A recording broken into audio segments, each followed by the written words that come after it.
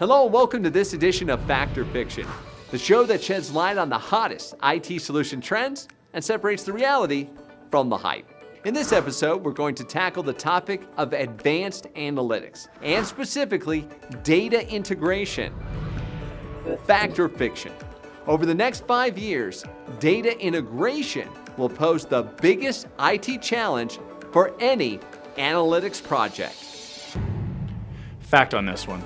When you look at an analytics project, what you really want to think about is that, yes, analytics only works at scale. However, would you rather 1 million solid data points or 10 million points of just stuff, right?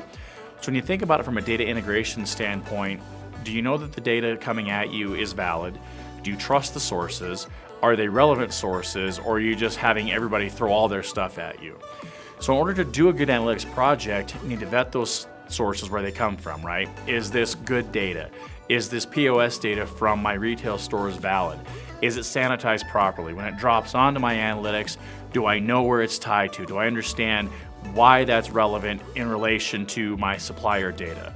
If I'm using physical premise data, do I have the employee records to correlate to this physical asset? If you're just throwing data at it because we want to ingest all this stuff and find interesting patterns and find cool things, that's probably not the best place to start, in my opinion.